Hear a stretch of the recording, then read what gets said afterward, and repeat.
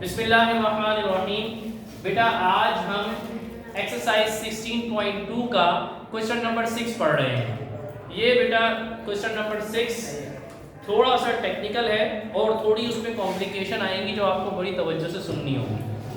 सवाल क्या है बेटा, if the points A B and C determine an equilateral triangle, find the values of K. अगर A B और सी से मिलकर एक इक्विलेटरल ट्रायंगल बन रहा है तो के की वैल्यूज मालूम करें।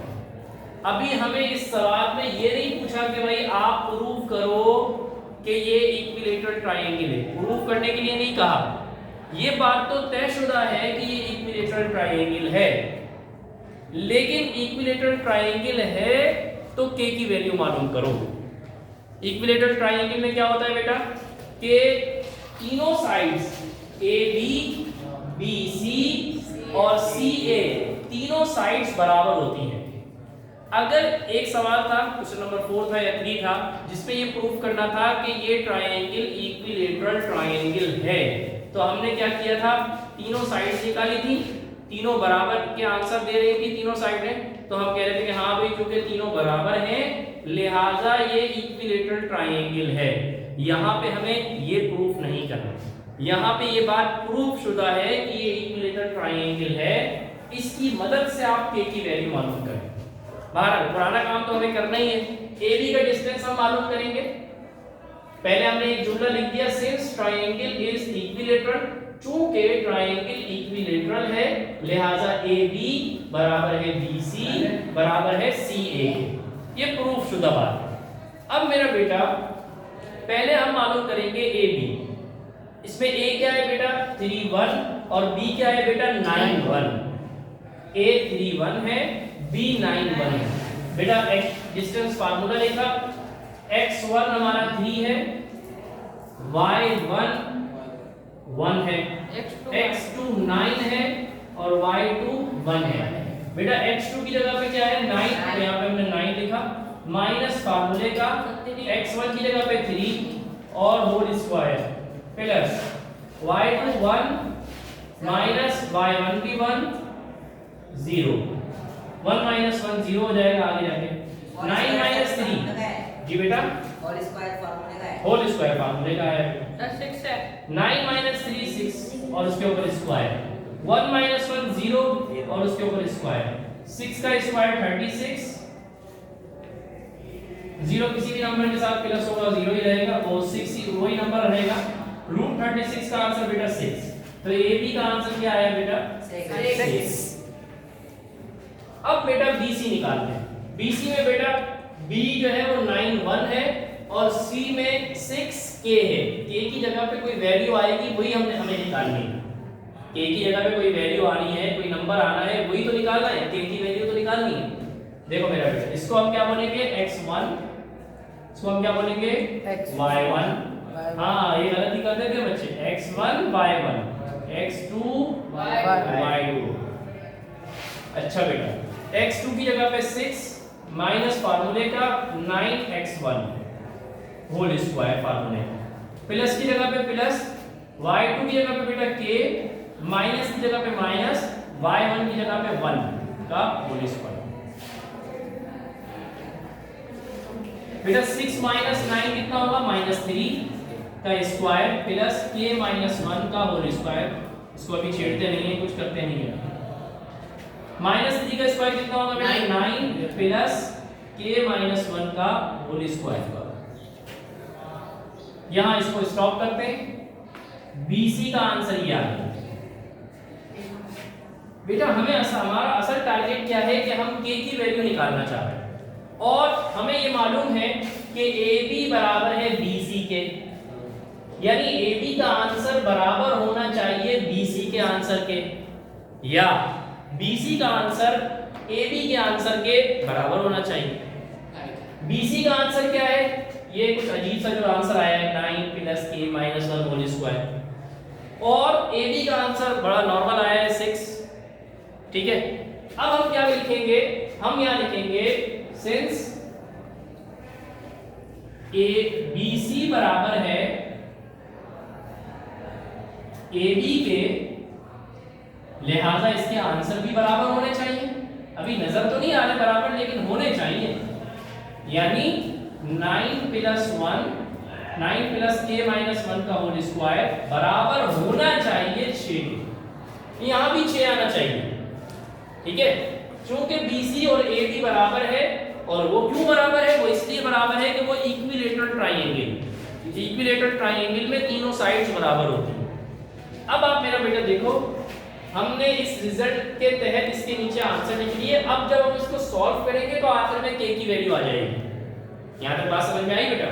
Yes sir. यहां तक सब क्लियर है? कोई सवाल तो नहीं है? अब आप देखो जी बेटा, पूछे। सर AB की वैल्यू आपने नोट कर ली, CA की वैल्यू नहीं आई। अभी हमें जरूरत नहीं है, बस हमने एक मेंशन कर दिया था कि AB BC और CA बराबर है। अब AB और की वैल्यू 6 आ गई, BC की वैल्यू k में आ गई। अब हम इन दोनों को बराबर दिखाकर अब आगे सॉल्व करेंगे तो k की वैल्यूज आ जाएगी। हमें जरूरत ही नहीं पड़ेगी CA की वैल्यू निकालने की। हमें ये थोड़ी प्रूफ करना है कि ये इक्विलेटरल ट्रायंगल बना रही है। अगर ये प्रूफ करना होता कि ये बना रहा है, ये ABC इक्विलेटरल ट्रायंगल है, ये प्रूफ करना होता तो फिर हम तीनों साइडें निकालते और तीनों साइड्स निकालने के बाद बताते कि यार देखो तीनों का आंसर सेम आ रहा है। हमें तो बस रिजल्ट लेके उसके, यानी जो इक्विलेटरल ट्रायंगल का रिजल्ट होता है कि तीनों साइडें बराबर हैं, उसको उठाकर उस कंडीशन को लेके हमें k की वैल्यू निकालनी है। अब आप देखो, इसको सॉल्व करना जरा सा टेक्निकल काम। बेटा ये रूट है, ये जो इसके ऊपर जो रूट लगा है, ये वाला स्क्वायर इस रूट से कैंसिल नहीं हो सकता। ये वाला स्क्वायर इस रूट से कैंसिल नहीं हो सकता, क्योंकि जब ये कैंसिल होने लगेगा तो 9 चीखेगा, चिल्लाएगा, बोलेगा यार क्या कर रहा है भाई, तू मुझसे प्लस तो हो जा पहले। क्या बोलेगा 9? तो भाई क्या कर रहा है, कहां जा रहा है, तू मुझसे प्लस तो हो जा। अब स्क्वायर से रूट कैंसिल नहीं होगा, ठीक है। हाँ, अगर 9 के ऊपर भी 9 और उसके ऊपर होल स्क्वायर होता ना तो फिर तो कर देते। अब क्या करते हैं, दोनों तरफ इस पर दोनों तरफ क्या ले लेते हैं, एक स्क्वायर और ले लेते हैं, होल स्क्वायर ले लेते हैं। जाहिर है इधर होल स्क्वायर लिया तो इक्वल के उस तरफ 6 भी चिल्लाने लगा, कहने लगा आपने उसको तो टॉपी दे दी स्क्वायर की, मुझे नहीं दी आपने, तो इसके ऊपर भी इस चीज का स्क्वायर है। बेटा ये स्क्वायर और इस रूट, ये दोनों एक दूसरे को खत्म कर दिया। क्या बचा बेटा, 9 प्लस k माइनस 1 का होल स्क्वायर बराबर है 6 का स्क्वायर क्या होगा, 12। Yes sir. हाँ यस सर नहीं, नो सर, 6 का स्क्वायर 36 को 2 मरतबा लिख के मल्टीप्लाई करें, 36 सही है ना, ऐसा समझ में आ रही है ना। 6 का स्क्वायर 36। बेटा 9 प्लस का है, जब इक्वल के इस तरफ आएगा तो माइनस का माइनस हो जाएगा। 36 माइनस 9 27 आ जाएगा। अब बेटा मुझे तो k की वैल्यू निकालनी है। k जो है वो स्क्वायर के अंदर कैद है, स्क्वायर k के ऊपर स्क्वायर है। अब क्या करते हैं, फिर इस स्क्वायर को खत्म करना है तो क्या लेना पड़ेगा, रूट लेना पड़ेगा। दोनों तरफ रूट लेंगे तो स्क्वायर से रूट कैंसिल हो जाएगा, ठीक है। एक तरीका तो ये है, एक समझने का तरीका ये है, करना तो दोनों अंदाज से एक ही तरीका है। समझने का एक अंदाज ये होता है कि भाई टीचर्स दो तरीके से समझाते हैं इसको कि बेटा दोनों तरफ स्क्वायर ले लो, स्क्वायर रूट ले लो, दोनों तरफ स्क्वायर रूट ले लो, ठीक है। हम क्या बनेंगे, दोनों तरफ स्क्वायर रूट ले लो। अब क्या करेंगे, स्क्वायर से रूट कैंसिल हो जाएगा और k माइनस 1 का बराबर हो जाएगा रूट 27। लेकिन इसमें एक चीज और इजाफा करेंगे, दूसरा यहां पर एक प्लस माइनस आ जाएगा, यहां पर रूट 27 प्लस माइनस दोनों में आ जाएगा। अच्छा, हमारे टीचर्स कैसे समझाया करते थे, हमारे टीचर्स इसको इस तरह से समझाते थे कि k माइनस 1 इधर square is equal to 27, k minus 1 square, यहां से स्क्वायर खत्म करना हो, यहां से स्क्वायर खत्म करना हो तो ये स्क्वायर यहां आके प्लस माइनस रूट बन जाएगा, सही है। यहां से स्क्वायर खत्म करना हो तो इक्वल के इस तरफ जो 27 है उस पर स्क्वायर रूट आ जाएगा। ये वाला स्क्वायर जब उड़ते उड़ते इक्वल के इस तरफ आएगा तो ये क्या बन जाएगा, प्लस माइनस रूट बन जाएगा। इसके पीछे एक लॉजिक है, वो लॉजिक में अभी आपको नहीं समझा, ठीक है, लेकिन इसके पीछे एक लॉजिक, प्लस स्क्वायर जब ये इक्वल के इस तरफ आएगा तो क्या बन जाएगा, प्लस माइनस रूट बन जाएगा।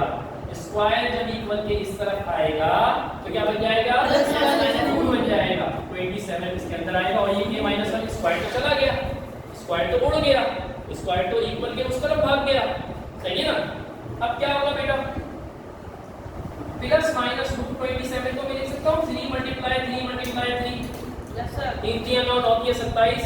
यस सर अब बेटा इसका एक पेयर बन गया, इस एक पेयर में से एक बाहर आ जाएगा और एक क्या हो जाएगा, मर जाएगा। और ये जो तीसरा जो 3 है ना, ये इस जेल के अंदर मौजूद रहेगा।